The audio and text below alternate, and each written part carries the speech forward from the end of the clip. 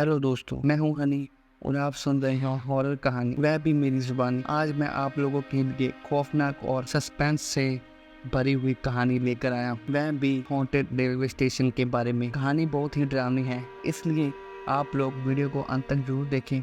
तो दोस्तों, आप लोग मुझे सुझाव दे सकते हैं कि मैं आपके लिए अलग वीडियो टॉपिक क्या ला सकता हूँ, तो कमेंट करके मुझे ज़रूर बताना। अगर आपके पास कोई डरावनी सच्ची कहानी है तो आप मुझे इंस्टाग्राम पर अपनी कहानी भेज सकते हैं। वीडियो शुरू करने से पहले मुझे आप सबसे छोटी सी रिक्वेस्ट है कि अगर आप मेरे चैनल पर नए हैं तो मेरे चैनल को सब्सक्राइब करना और मेरी वीडियो को लाइक भी करना। और दोस्तों, कमेंट करके हमें ज़रूर बताना कि हमारी कहानी आपको कैसी लगी, और आप अपना नाम भी लिखना और यह भी बताना कि आप किस शहर से मेरी वीडियो को देख रहे हैं, और फिर मेरे आने वाली वीडियो में मैं आप लोगों के नाम बताऊंगा। तो चलिए दोस्तों, बिना समय बर्बाद किए कहानी शुरू करते हैं।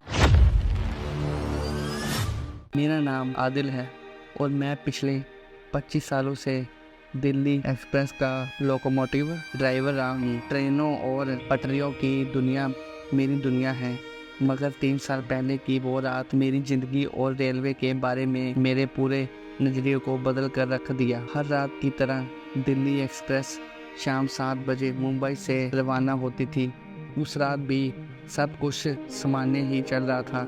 रात गहराने के साथ ही जंगल और सुनसान स्टेशन गुजरते गए। करीब 10:30 बजे डिस्पेंशन से एक अजीब सा संदेश आया। आदिल, अगला स्टेशन पहुंचने से पहले साइडिंग में खड़े रहना, वहाँ पर मालगाड़ी खड़ी है, उसे रास्ता देना है। ये तो कुछ नया था। रात के वक्त मालगाड़ी का क्या काम, लेकिन रेलवे के नियमों का पालन करना जरूरी था। मैंने ट्रेन को धीमे करते हुए साइडिंग की तरफ मोड़ दिया। साइडिंग वीरान थी। दूर से एक मालगाड़ी दिखाई दी, पर वो अंधेरे में किसी भयानक साई की तरह लगी। ट्रेन को रोककर मैंने असिस्टेंट ड्राइवर सनी को चाय के लिए नीचे भेजा। कुछ देर बाद सनी दौड़ता हुआ वापस आया। उसका चेहरा सफ़ेद पड़ा हुआ था। आदिल भाई, उसने हाफते हुए कहा, वो मालगाड़ी वो खाली है। मुझे उसकी बात पर यकीन नहीं हुआ। खाली मालगाड़ी रात के वक्त साइडिंग में क्यों खड़ी होगी? मैंने खुद नीचे जाने का फैसला किया। टॉर्च जलाकर मैं मालगाड़ी की तरफ बढ़ा। डिब्बों के दरवाजे खुले हुए थे। अंदर का नज़ारा खौफनाक सन्नाटे से भरा हुआ था। अचानक एक जोरदार चीख सुनाई दी। चीख स्टेशन की तरफ से आ रही थी। घबराते हुए मैं वापस दौड़ा। स्टेशन की इमारत जीर्ण हालत में थी, सालों पहले बंद कर दी गई होगी। टॉर्च की रोशनी में मैंने देखा कि स्टेशन मास्टर का कमरा खुला हुआ है। कमरे के अंदर का नज़ारा देखकर मेरी रूह कांप गई। स्टेशन मास्टर की कुर्सी पर एक लाश बैठी हुई थी। उसकी आंखें खुली थी और चेहरे पर दहशत जमी हुई थी। टेलीफोन का रिसीवर उसके कान पर टिका हुआ था, जैसे वो अभी भी किसी से बात कर रहा हो। पता नहीं मुझे क्या हुआ, लेकिन मैं चीखते हुए वापस ट्रेन की तरफ भागा। सनी ने मुझे ट्रेन में खींच लिया। उसने पूछा, आदिल भाई, आप ठीक हैं? मैं बोल नहीं पा रहा था, बस सिर हिलाकर उसे ट्रेन स्टार्ट करने का इशारा किया। ट्रेन ने जोर से सीटी बजाई और साइडिंग से निकलने लगी। पीछे मुड़कर देखा तो मालगाड़ी और वो बंद स्टेशन अंधेरे में गायब हो चुके थे। सुबह होते ही मैंने डिस्पेंशन को रात की घटना बताई। वो हैरान रह गया। उसने बताया कि उस रास्ते में कोई साइडिंग ही नहीं है और ना ही कोई बंद स्टेशन। उस रात के बाद मेरी ज़िंदगी बदल गई। नींद आना बंद हो गई। रातों को अकेले रहना मुश्किल हो गया। हर रात को 10 बजे मुझे उस स्टेशन मास्टर की लाश और खाली मालगाड़ी का खौफ सताता था। कुछ दिनों बाद मैंने रेलवे के पुराने रिकॉर्डर खंगाले। पता चला कि सालों पहले उसी रास्ते पर एक हादसा हुआ था। एक मालगाड़ी नदी में गिर गई थी। उसमें सवार सभी कर्मचारियों की मौत हो गई थी। हादसे के बाद उस रास्ते को बंद कर दिया गया था और एक नया रास्ता बनाया गया था। यह जानकर मेरी रूह कांप गई। क्या वो खाली मालगाड़ी और बंद स्टेशन उसी हादसे का भयानक रूप थे? क्या स्टेशन मास्टर की आत्मा अभी भी फंसी हुई थी किसी मदद की आस में? मैंने फैसला किया कि उस स्टेशन मास्टर की आत्मा को शांति दिलानी चाहिए। अपने एक पुजारी दोस्त की मदद से हमने उस बंद स्टेशन पर जाने का इंतजाम किया। एक रात हम ट्रेन को उस जगह पे ले गए जहां मुझे साइडिंग दिखाई दी थी। यह रात आम रातों से अलग थी। हवा में एक अजीब सी सनसनाहट थी और आसमान में काले बादल छाए हुए थे। टॉर्च की रोशनी में हमने जंगल में एक संकरे रास्ते को ढूंढ निकाला। रास्ता हमें एक जीर्ण शीर्ण स्टेशन की तरफ ले गया। स्टेशन मास्टर का कमरा खुला हुआ था। अंदर का नजारा वैसे भी भयानक था। पंडित जी ने पूजा का सामान निकाला और मंत्रों का जाप शुरू कर दिया। उनकी आवाज़ स्टेशन की खामोशी को चीर रही थी। पूजा के दौरान हवा में एक अजीब सी हलचल मची। हमने देखा कि स्टेशन मास्टर की लाश धीरे धीरे हिलने लगी। उसकी आंखों में आंसू निकल रहे थे। पंडित जी ने मंत्रों का जाप और तेज कर दिया।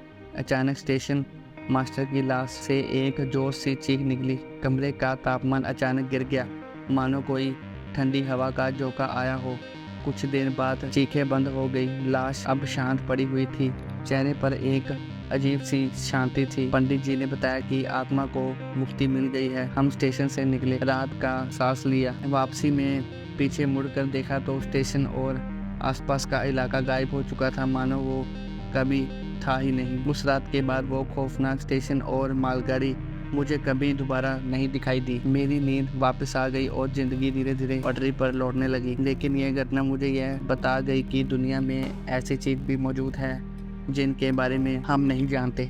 रेलवे की पटरियां सिर्फ स्टेशनों और शहरों को नहीं जोड़ती, बल्कि कभी कभी अतीत के भयानक राजों को भी अपने साथ लिए चलती है। यह मेरी कहानी है, आदिल, दिल्ली एक्सप्रेस का ड्राइवर। और ये कहानी आपको ये बताने के लिए काफ़ी है कि कभी भी रात के अंधेरे में किसी अनजानी साइडिंग पर रुकने की कोशिश मत करना। आप नहीं जानते कि वहाँ आपको क्या मिल सकता है। हालांकि वो भयानक स्टेशन और मालगाड़ी मुझे दोबारा दिखाई नहीं दी, लेकिन रातों को एक नया खौफ सताने लगा। हर रात सपने में मुझे वो स्टेशन मास्टर दिखता। उसका चेहरा शांत तो था, मगर आंखों में एक गहरा दुख था। वो कुछ कहना चाहता था, पर उसकी आवाज़ नहीं सुनाई देती थी। कुछ रातों बाद सपने में स्टेशन मास्टर कुछ अलग दिखा। वो इशारा कर रहा था कि उसके पीछे देखो। मैंने देखा तो स्टेशन के पीछे नदी का किनारा है और वहाँ पर एक टूटे हुए मालगाड़ी पड़ी हुई है। डिब्बों के अंदर हड्डियों का ढेर लगा हुआ है। उस सपने के बाद मेरी बेचैनी और बढ़ गई। मुझे लगने लगा कि स्टेशन मास्टर की आत्मा को शांति नहीं मिली है। शायद उसे कुछ अधूरा काम था जिसे पूरा करने की जरूरत थी। पंडित जी से दोबारा बात की। उन्होंने बताया कि कभी कभी आत्माओं को ना सिर्फ मुक्ति चाहिए होती है, बल्कि ये भी जानना होता है कि उनके साथ हुआ अन्याय का बदला लिया गया है या नहीं। उनकी बातों ने मुझे सोचने पर मजबूर कर दिया कि हादसे के बारे में जो मैंने पढ़ा था उससे सिर्फ इतना ही बताया था कि ट्रेन नदी में गिर गई थी। क्या हादसा वाकई में एक दुर्घटना थी या कोई साजिश थी? मैंने रेलवे के पुराने रिकॉर्ड खंगाले। ढेर सारे दस्तावेजों को पढ़ने के बाद मुझे एक छोटी सी रिपोर्ट मिली। उस रिपोर्ट में लिखा था कि हादसे की जांच की गई थी और पाया गया था कि पटरी में एक गड़बड़ी थी, लेकिन जांच अधूरी रह गई थी और फाइल बंद कर दी गई थी। शायद ये जानना जरूरी था कि स्टेशन मास्टर की आत्मा को शांति मिल सके। पंडित जी और मैंने मिलकर एक बार फिर उस स्टेशन पर जाने का फैसला किया। इस बार हमने स्टेशन के पीछे नदी के किनारे जाने का निर्णय लिया। वहाँ पर टूटे हुए मालगाड़ी अभी भी पड़ी हुई थी। पंडित जी ने फिर से उस पूजा का सामान निकाला और मंत्रों का जाप शुरू कर दिया। जैसे ही पूजा खत्म हुई, हवा में एक अजीब सी गूंज उठी। स्टेशन मास्टर की आत्मा फिर से प्रकट हुई। इस बार उसके चेहरे पर एक अजीब सी राहत थी। उसने इशारे से बताया कि उसकी आत्मा को अब शांति मिल गई है। उस रात के बाद मुझे वो खौफनाक सपने आना बंद हो गए। स्टेशन मास्टर की आत्मा को मुक्ति मिल गई थी और शायद उसकी आत्मा को इंसाफ भी मिल चुका था। ये थी मेरी कहानी जो मैंने अपने अनुभव से जानी। उम्मीद है कि आपको ये कहानी पसंद आई होगी। अगर आपको ये कहानी अच्छी लगी तो मेरे चैनल को सब्सक्राइब जरूर करें और मेरी वीडियो को लाइक करें। अगले हफ्ते एक और नई कहानी लेकर मैं वापस आऊँगा। तब तक के लिए गुड बाय और ध्यान रखें कि रात के अंधेरे में अकेले सफ़र करते वक्त हमेशा सतर्क रहें। धन्यवाद।